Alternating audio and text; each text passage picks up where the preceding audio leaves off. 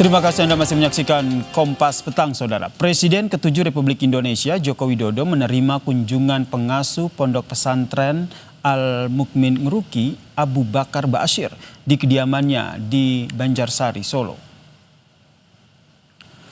Pertemuan keduanya berlangsung secara tertutup, Saudara, selama kurang lebih 30 menit. Usai pertemuan, Abu Bakar Ba'asyir menyampaikan bahwa kedatangannya merupakan kewajiban seorang ulama untuk menasehati.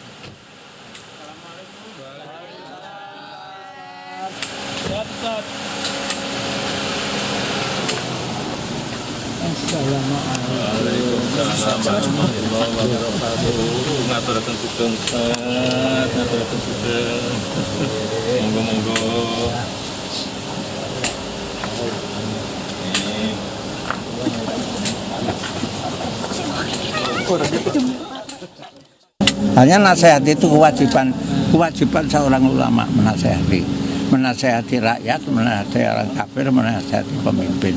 Mau tidak mau itu Allah yang menentukan, bukan saya. Ya, gitu ya. Itu saja, tidak ada tujuan lainnya. Presiden ke-7 Republik Indonesia Joko Widodo mengatakan mengaku kaget dengan kedatangan Abu Bakar Ba'asyir. Jokowi mengatakan banyak diberi nasihat untuk mengabdi pada negara dan agama.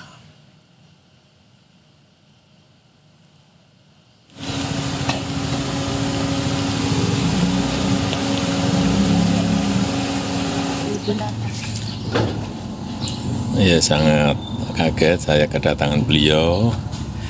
Intinya beliau menasihati saya untuk mengabdi pada Islam.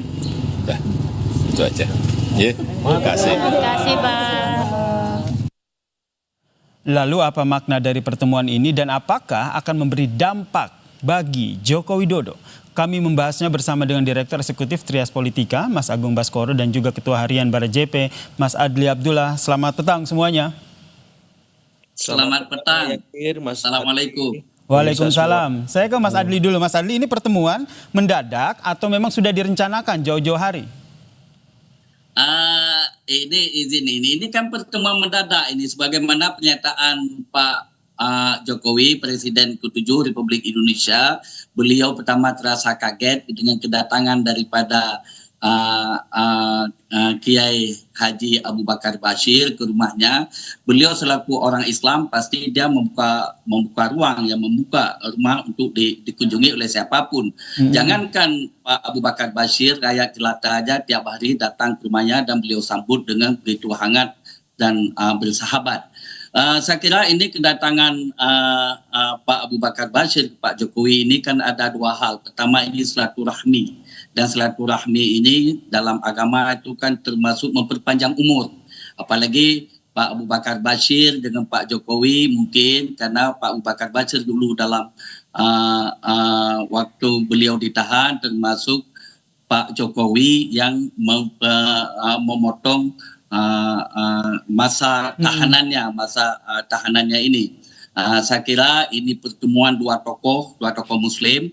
Apalagi Pak Jokowi sekarang ini kan juga sekarang menjadi tokoh global dengan diangkat sebagai penasihat Bloomberg New Economy, dan juga tadi Pak Abu Bakar Ba'asyir meminta beliau juga menjadi seorang tokoh Islam. Saya kira itu adalah pertemuan biasa saja dan silaturahmi antara dua tokoh bangsa. Pertemuan biasa ini silaturahmi antara dua tokoh bangsa, tapi kalau dari sudut pandang Anda, Mas Agung Baskara, sebagai pengamat politik, apakah hanya sebatas itu atau ada makna lain dari pertemuan ini?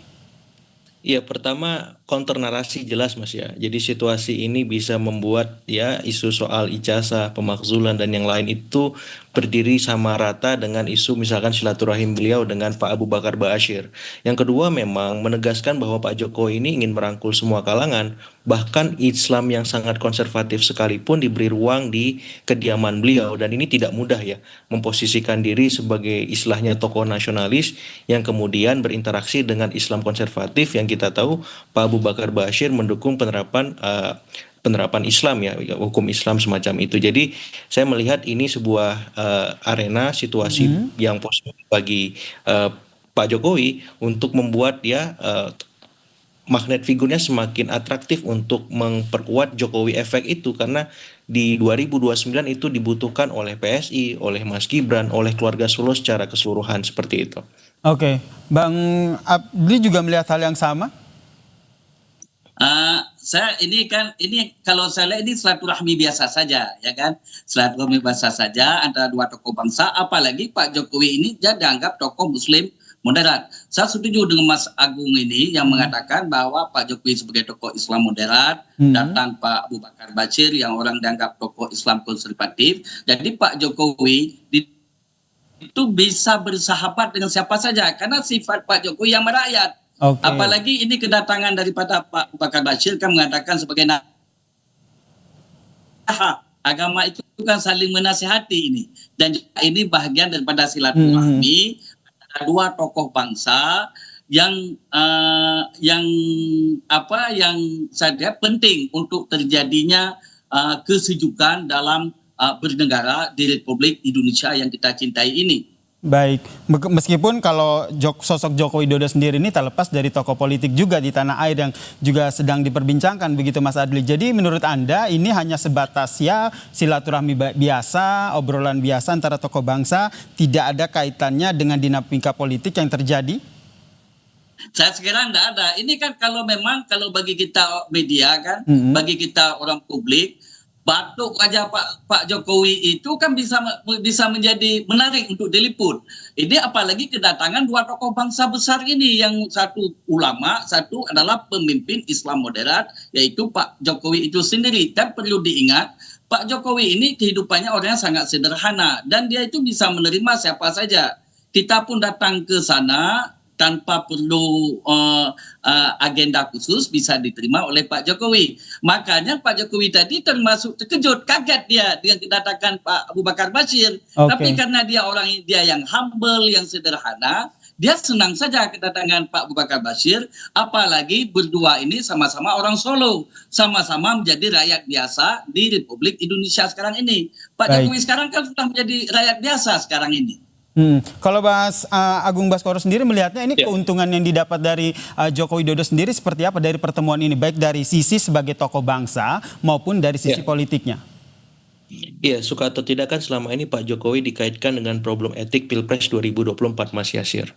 Sehingga ketika kedatangan Pak Abu Bakar Bashir ke kediaman beliau, yang itu notabene ulama dari kalangan Islam konservatif, sedikit banyak ya kita akan tahu bahwa problem etis itu sedikit banyak tereduksi dengan kehadiran seorang sosok ulama konservatif itu Pak Abu Bakar Bashir.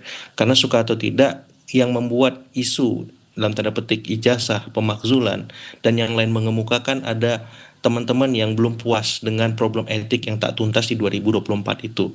Mereka yang tak puas dengan kinerja Pak Jokowi 2 periode kemarin. Dan mereka yang punya kepentingan di 2029 juga.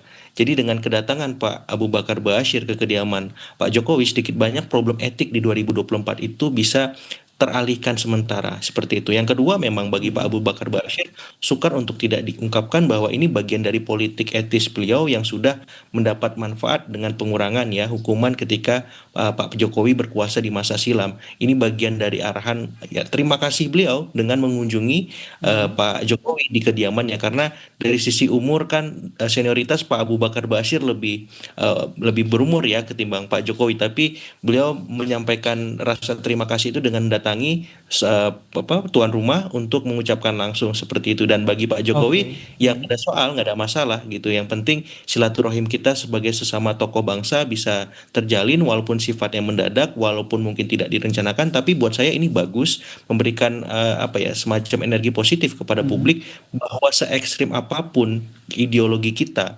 keyakinan kita, tapi kalau sudah membahas Indonesia, semuanya bersatu mencari titik temu. Seperti itu, Mas Yasir.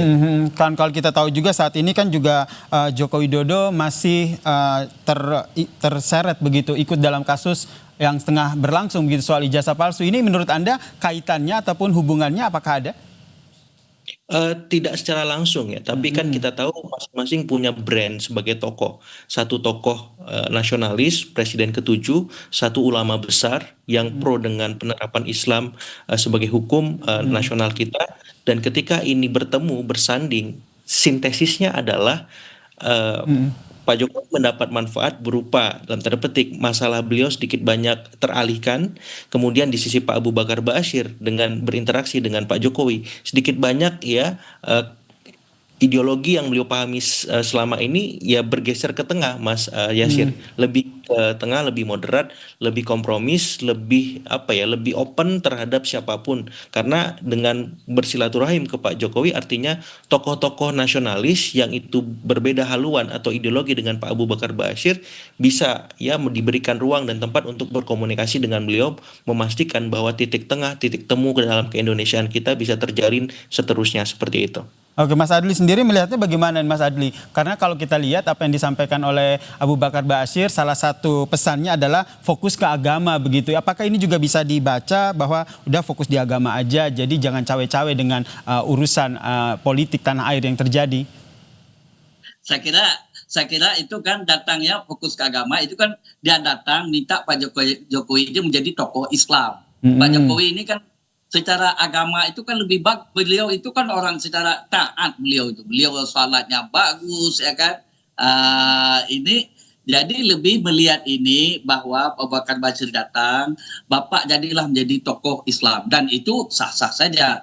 Dan itu bagi Pak Jokowi, beliau ini sekarang ini sudah menjadi tokoh Islam, tapi Islam moderat. Tapi dengan kedatangan Pak Abu Bakar Ba'asyir ini sama, saya setuju dengan Mas Agung tadi. Jadi kita bisa melihat bagaimana kepentingan bangsa lebih diutamakan daripada kepentingan sektoral atau kepentingan ego sektoral yang kita mainkan selama ini. Jadi saya lihat ini pertemuan dua tokoh ini, Pak Abu Bakar Ba'asyir dengan Pak Jokowi, itu menunjukkan bahwa adanya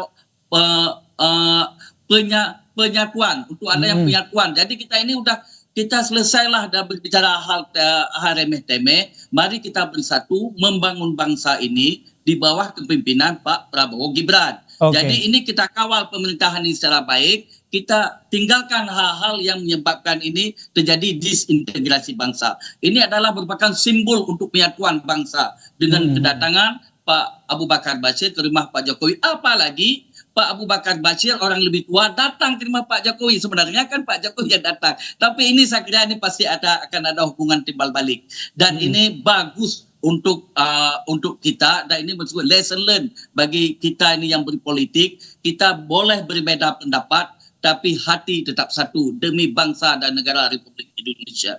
Oke, terakhir Mas Agung Baskoro juga melihat hal yang sama? Iya, dalam politik kadang nggak ada yang tiba-tiba, Mas Yasir. Ataupun tidak disengaja. Kalau saya, kita buka ruang itu supaya melihat bahwa Pak Jokowi ini aktor politik yang ulung, yang bisa menciptakan panggung-panggung politik kapanpun dan dimanapun, bahkan di kediaman rumahnya sendiri, yang kita tahu sekarang selain sebagai ya tempat silaturahim politik bagi tokoh-tokoh nasional, wisata rakyat katanya di sana sudah terbentuk, tapi ini bisa menjadi epicentrum politik yang mempengaruhi dinamika politik kebangsaan kita ke depan. Jadi hati-hati dengan Pak Jokowi untuk semua, kira-kira pesannya begitu. Berarti apakah Anda juga melihat pertemuan ini bisa memberi pesan kepada mereka-mereka yang saat ini juga masih berbeda pendapat ataupun berseberangan dengan Joko Widodo? Persis tadi saya sampaikan, hati-hati dengan beliau, istilahnya begitu, dengan beliau bertemu dengan Pak Abu Bakar Ba'asyir, karena beliau bisa membuka ruang komunikasi dialog dengan siapapun, se-ekstrim apapun. Artinya ya politik kita jangan terlalu benci-benci amat, jangan terlalu sayang-sayang amat, di tengah saja supaya lebih jernih melihat semuanya. Termasuk dengan Roy Suryo yang saat ini masih terus dengan kasus ijazah palsu Jokowi. Betul, karena Pak Roy Suryo kan juga sebelumnya sangat dekat dengan Pak Jokowi. Kalau hari ini sangat jauh dengan Pak Jokowi, satu momen bisa jadi di tengah-tengah bahkan balik lagi ke semula. Jadi saya memberi ruang kepada semua, kepada masyarakat kita, objektif saja melihat situasi politik kita di tengah, supaya apa? Supaya kita bisa mencari titik temu lebih objektif, lebih clear and clean melihat semuanya. Seperti itu, Mas Yasir. Baik, terima kasih Direktur Eksekutif Trias Politika, Mas Agung Baskoro, dan Ketua Harian Bara JP, Mas Adli Abdullah, telah berbagi perspektifnya di Kompas Petang. Salam sehat semuanya.